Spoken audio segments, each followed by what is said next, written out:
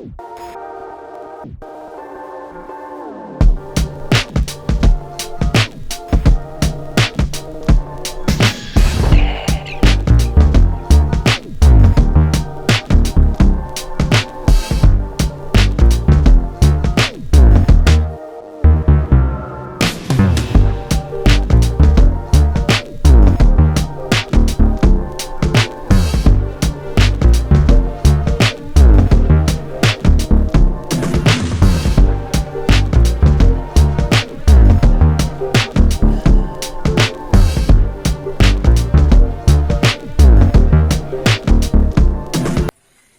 صل وسلم وبارك على سيدنا محمد. اخباركم يا حبايبي؟ معاكم منار واكل بيت على قد الايد.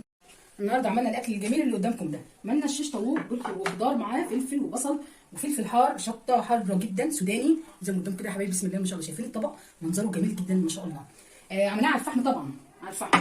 عملنا طحينه وعملنا طبقين سلطه كده حلوين بالخضره، وعملنا الليمون المخلل، قصدي البتنجان المخلل ده. كان في حد كلمنا على الفيس وقال لي ازاي يا ام منار بتعملي الليمون البتنجان المخلل ده. انا مصممه ان هو ليمون، البتنجان المخلل ده بالليمون.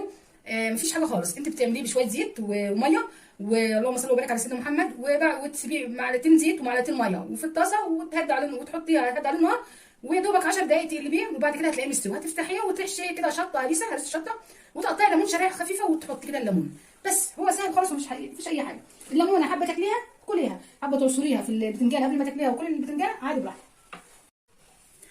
يا رب اكون بفيدكم في فيديوهاتي حبايبي، يا رب تكونوا بتطلعوا بفايده كده ومعلومه جديده من فيديوهاتي. معلش بقى ان انا بقول ملحوظات في الفيديو للبنات اللي لسه اول مطبخ. وشكرا كتير على حبايبي اللي بيدخلوا معايا العروض.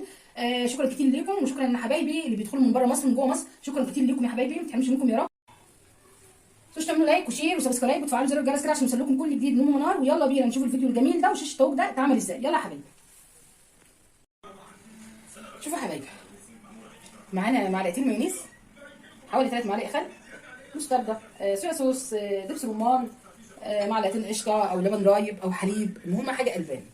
هرسه الشطه معلقتين، هرسه الشطه طبعا الشطه دي حاره وبنحبها مشطشطه. معانا بقى بودره الثوم، فلفل اسود معلقه صغيره من كل حاجه، بابريكا، جنزبيل، ملح معلقه كبيره، بابريكا زي ما قلت. ده تفكر في اسمها اقول انا قلتها قبل كده لا ولا لا، فالمهم بابريكا. وبهارات مشكله بقى من اللي عندك اللي قلبك بيحبها. ومعانا شيش طاووق طبعا، ومعانا البوله بتاعتنا القمر الجميله ديت. ونبدا بقى نحط الحاجات الجميله اللي عندنا واحده بواحده بقى مع بعضنا. حابه تحطي صلصه حطي صلصه، وعندك بودره الثوم دي انا عاملاها في البيت طبعا مش جاهزه. حابه تحطي بودره بصل او بصل، تفرمي بصل معاها انت براحتك. انا مش هعمل بصل وياه، انا هعمل بصل مشوي كده مع الشيش طاووق. واحط التوابل بتاعتي الجميله القمر ديت، والمايونيز. الالبان بتخلي اللحمه او الفراخ جوسي طريه وجميله كده من جوه، ما تلاقيش ناشفه وتلاقي لها طعم مميز. جربوها بتتبيله الزبادي او لبن رايب او كده، جربوا الطريقه ديت هتعجبكم جدا. هنحط صويا صوص معلقه صغننه كده، دبس رمان، حطيت حوالي معلقتين، هو المفروض يعني معلقه ونص او معلقه بس اتحط معلقتين. هنحط بقى المستردة، حط معلقتين مستردة جميله جدا مع التتبيله ديت، بتكون جميله جدا ما شاء الله. حابه تزودها شويه ميه او كده، لو هو زبادي براحتك انت، انا مش هزود، انا كفايه عليا التتبيله الجميله القمر دي. بصوا ما اقولكوش بعد ريحتها جميله جدا. ومعانا طبعا شيش طاووق احنا عملناها قبل كده مع القناه، قطعناها ازاي وازاي احنا عملنا وجبات كتيره من الفراخ اللي بتترباها في البيت. هنبدا كده نتبلها. بصوا جربوا التتبيله دي جميله جدا في اي مشاوي، المشاوي الفراخ او كده. ممكن تعملي طماطم وبصل وتضربيه في الخلاط، بس انا مش عايزه اعمل شيش طاووق كده مع بصل وكده، عايزاها حاجات كده بودره كده كلها توابل فقط وخلاص. ونبدا بقى نقلب التتبيله الجميله القمر ديت. طبعا انا مش هقطع الخضار واتبله دلوقتي، ساعه ما ابدا ان انا اولع الفحم، هعمله طبعا على الفحم، اولع الفحم هبدا ان انا اقطع الخضار تبعي وهعمله على عصيان الشيش طاووق الخشب، عشان طبعا ايه هيبقى ده لوحده وده لوحده، لان السوى الفراخ بتاخد سوى شويه وسوى الخضار بيستوي بسرعه. فاحنا عايزين الشيش طاووق هيكون لوحده كده والخضار هيكون لوحده. طبعا بالخطوات قدامنا، مش هحرمكم من اي حاجه، كل حاجه حلوه. واسرار المطبخ مع ام منار او عبير زي ما انتم بتسموا ان شاء الله هقول لكم عليها كلها، كل البنوتات الجميله القمر. احنا كده هنغطيها بالستريتش وندخلها بقى الثلاجه انت ساعه ساعتين، بتبيتها في الثلاجه انت براحتك، انت زي ما تحبي انت عايز تعملي تمام. وهرجع لكم بقى بعد شويه كده ان شاء الله. انا كده التتبيله بتاعتي خلصت. بسم الله ما شاء الله، لا حول ولا قوه الا بالله. نرجع لكم تاني. بدات بقى نسيت احط الليمون طبعا وياكم، عادي مفيش اي مشكله خالص، هنحطه. طبعا كنت مقطعاه في ريحي، لكن بعد ما قفلت نسيته برده خالص. بعد ما طلعت الشيش طاووق من الثلاجه لقيته فكرته، فمش هيجرى حاجه، لان لسه الشطه اصلا فيها توم وليمون جاهزه ان شاء الله. ادي كده البيضه بتاعتنا. طبعا مقطعين خضار، فلفل، وفي شطه حاره وطماطم وبصل زي ما قلت لكم كده. طبعا الخضار الجميل ده هنعمله طبعا في صيان الشيش طاووق اللي هي الخشب دي. معانا السياخ طبعا اهيت. هبدا كده احط الحاجه، احط حاجات بسيطه كده من الخضار.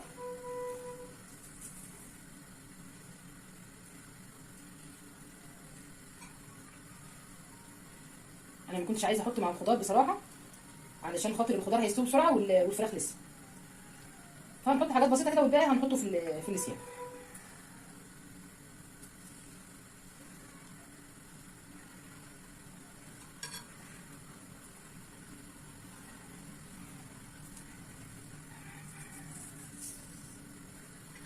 طبعا البصل ده بيبقى جميل جدا ما شاء الله.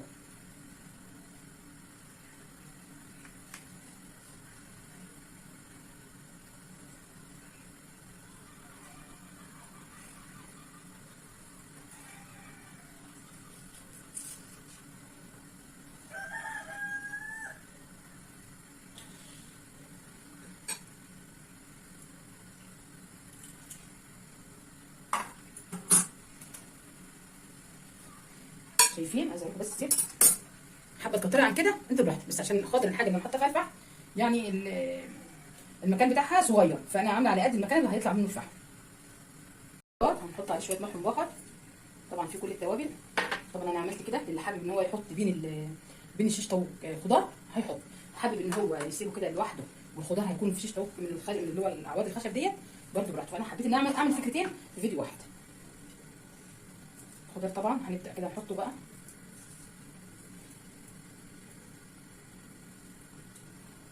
طبعا كده الخضار ده هيتحط تحت الشيش طاووق هو بعد ما يخلص من على النار.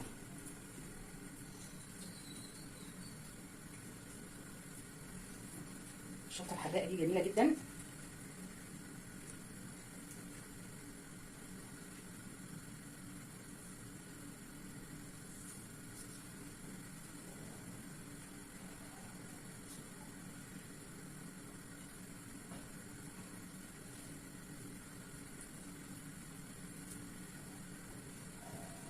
بعدين هنحطها عادي على شيش طاووق على ما نخلص. خلص الكميه اللي معايا كده وهرجع كده يا حبايبي. بصوا كده ما شاء الله عملنا الطريقتين. الخضار في شيش طاووق من العيدان الخشب، لان الخضار بياخد السواء بسرعه، بيستوي بسرعه. وبعد ما يستوي هنحطه تحت على الخبزايه في بوله او حاجه او كروانه او لعنكه او صينيه او اللي هنحط فيها. وبعد كده الشيش طاووق هنسويه وهنطلع الشيش طاووق عليه، هياخد من طعم الصوص اللي هينزل من الشيش طاووق هينزل على الخضار. انا مغطيه يهدى كده وشويه كده على الاكل، هيكون كل الصوص اللي في الفراخ شيش طاووق هينزل للخضار وهيبقى جميل كده. عملت لك الطريقتين، طريقه الفراخ مع الخضار كده بحيث لو انت حابه او لوحدها كده والشيش طاووق لوحده. يبقى احنا كده طريقتين عملناهم في فيديو واحد.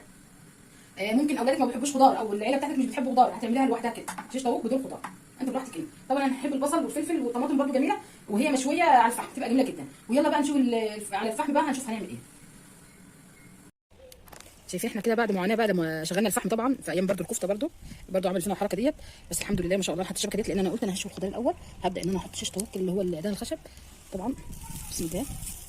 هبدا ان انا احطها تتسوى وهجيب خبزايه بقى احطها في بوله او صينيه ونشوف الدنيا اخبارها ايه مع بعض واحده بواحده. بدات كده ان انا جبت الفرشه ادهن بس الخضار سنه زيت حاجه بسيطه علشان طبعا يحمر معانا بسرعه ويستوي معانا بسرعه، مش عايزاه ينشف. انا جبت كده البوله الكبيره ديت وحطيت فيها خبزتين كده شيش طاووق خلاص ما شاء الله استوى. الخضار استوى بسم الله ما شاء الله. شايفين شكله لازم يكون كده نص سوا، ما يكونش سوا كمان عشان ما يتحرقش طبعا معانا. شايفين الفلفل الحار بجد شكله جميل قوي روعه. كل الخضار شكله روعه ما شاء الله. شايفين المنظر. انا شويه كده بقى واحطهم بقى في البوله ديت، وبعد كده اشيل الشبكه ديت اللي هي قدام بتاعت البوتاجاز ديت، وبعد كده هنحط بقى السياخ الشيش طاووق. شلت الشبكه خالص وحطيت الشيش طاووق بقى كده السياخ. طبعا بتاع يا دوبك، فانا قلت ان انا اقسمهم على مرتين مش هينفع ان هم 5 اسياخ بس، فمش مستاهله ان انا اعمل 3 و2، فقلت كده مره كده ومع التهويه حبيبي عشان بقى النار كده تسويه. وتسويه بقى حلوه كده ان شاء الله، وبالف هنا وشوف على قلوب اللي هياكل او اللي هيعمل. هو ده طريقته، وان شاء الله هرجع لكم ان شاء الله كده على طول نقلب كده يعني مع التقليب. لو في صوص من اللي انت كنت متبله بيه الشيش طاووق طبعا هتزوديه، تزودي بقى كده، تاخدي صوص كده. طبعا في باقي صوص واقع في القارب، طبعا باخد كده احطه على الخضار طبعا عشان يبقى طعمه جميل. اخد كده واحطه على الخضار كده، ونسقسق بقى كده كل شويه نسقسق. عارفين كلمه تسقسق ديت؟ يلا هرجع لكم بقى بعد شويه كده وهو في نص سوا. شايفين الشيش طاووق؟ بسم الله ما شاء الله لا حول ولا قوه الا بالله، على النار الهاديه، هاديه بقى عاليه. هي فراخ وهتستوي بسرعه. طبعا لو لحمه هنسيب النار هاديه كده براحتها، نسمه كده تهوي كده على اللحمه كده وتسويها. شيش طاووق الفراخ بتستوي بسرعه. بسم الله ما شاء الله لا حول ولا قوه الا بالله، بجد منظر الشيش طاووق روعه. الريحه ما اقولكوش على التتبيله اللي احنا عملناها. في ناس بتحط تتبيله، تحط بهارات لحمه بهارات فراخ. انصح كل انسان بيعمل حاجات زي ديت مشويات او شوربه او بلاش تضيعوا نكهه الشيء بالبهارات اللحمه او بهارات فراخ او بهارات شاورما. بلاش، حسوا بطعم الفراخ، حسوا بطعم اللحمه، بتبقى طعمها احلى بكتير ما تحط فيها البهارات ديت.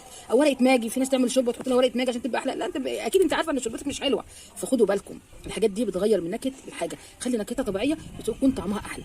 احنا كده هنرجع لكم بقى في الاخر واحنا راسين الاكل، ودايما بقدم لكم كل جديد واسرار المطبخ مع ام منار او عبير زي ما قلت لكم. والله العظيم ان انا بقول لكم كل نصيحه من قلبي، من جوه قلبي، علشان ان انا افيد الكل. مش انا عامله قناه ان انا اكسب، انا مش عايزه اكسب. انا عايزه منكم البنات الصغيره او الستات اللي لسه اولى مطبخ او لسه ما يعرفوش حاجه في الدنيا، عايزهم يتعلموا ويعرفوا اسرار المطبخ في كل حاجه. ربنا يحسن ما بين ايدينا ووفقنا جميعا يا رب يا حبايبي يا رب.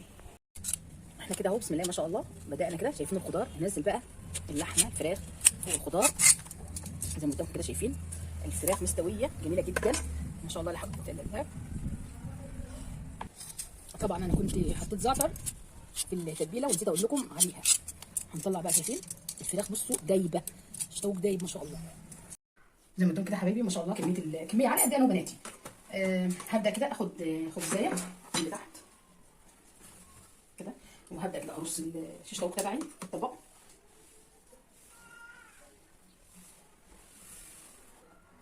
كده يا حبايبي زي ما قدامكم. بسم الله ما شاء الله لا حول ولا قوه الا بالله. عايزه اقول لكم بس المنظر ما شاء الله. شايفين الجمال؟ شايفين الطبق ده؟ يجنن يجنن بمعنى حلو قوي جميل قوي. بالف هنا وشوفها على قلوبنا يا رب. شيبسي، طحينه طبعا، سلطه عايزين تحطوا مخلل حطوا. هعمل بسرعه كده برده بتنجان مخلل لان فكره من الاسيار ممكن ما اعملش لان هستكفي بقى كده. بصراحه الاكل جميل ما شاء الله. يا رب اكون بفدتكم فيديوهاتي، يا رب تكون فيديوهاتي بتعجبكم. ما تنسوش تعملوا لايك وشير وسبسكرايب وتفعلوا زر الجرس عشان يوصلكم كل جديد من منار. والسلام عليكم ورحمه الله وبركاته.